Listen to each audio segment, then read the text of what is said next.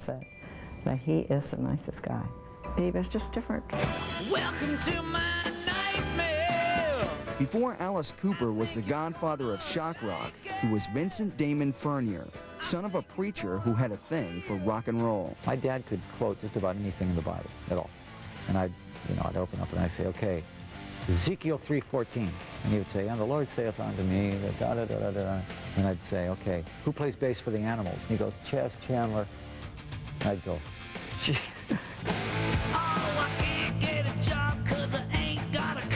By the time Vincent reached Cortez High in Phoenix, he had developed a mind and style all his own. He would start out dressed in a certain way, and when everybody dressed like he did, he would change.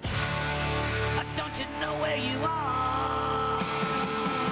I dressed like a 50s detective. And then when everybody started wearing that, I went to corduroy and, T-shirts and stuff, because, I basically had to, be the one that was pushing the envelope. No more! No more! I always tell people I was the dark side of Ferris Bueller. I pretty much ran my high school. And just as Ferris waged an epic battle with Mr. Rooney, Vince tangled with his own faculty nemesis. Vince got into some problems with Mr. Bennett, the dean of students. Because I had hair maybe that much over my shoulders. Sometimes Mr. Bennett would come down the hall, and I would take Vince and shove him in the clothes closet there. And I ended up getting kicked out 8 times my senior year just for the hair.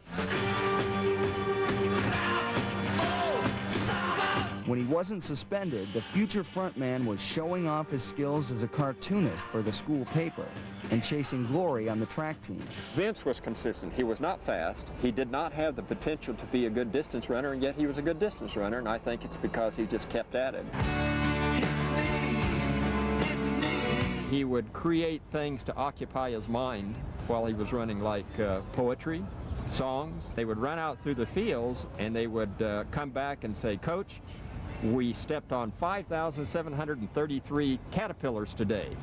And they made up this song called the Caterpillar Stomp. It was really quite good and hilarious, in fact. Those songs inspired Vince to play the school talent show with his very first band, the Earwigs. We said, well, we'll put Beatle wigs on and we'll do Beatles songs with track lyrics. Instead of She Loves You, Yeah, Yeah, it'll be I'll Beat You, Yeah, Yeah, and we're all track lyrics. Really stupid.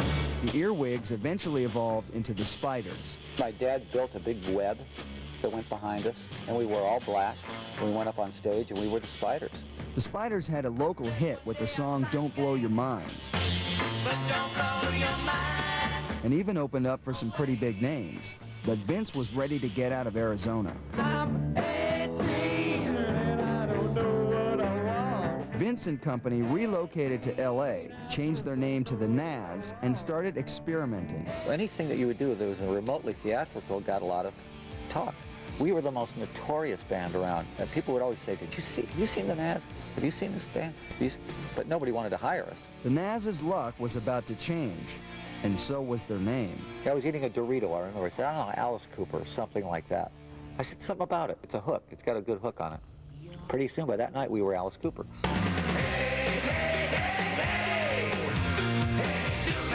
The newly christened band got the break they needed in 1969 when musical legend Frank Zappa signed them for an impressive $6 grand.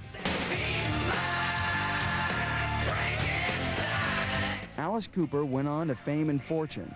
Then again, Vince Furnier always knew it would turn out that way. If you read the 1966 yearbook and look at his ambition, it was to sell 1 million records.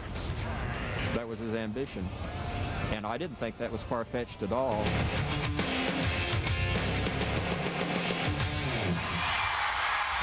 Growing up as an aspiring musician, it doesn't seem to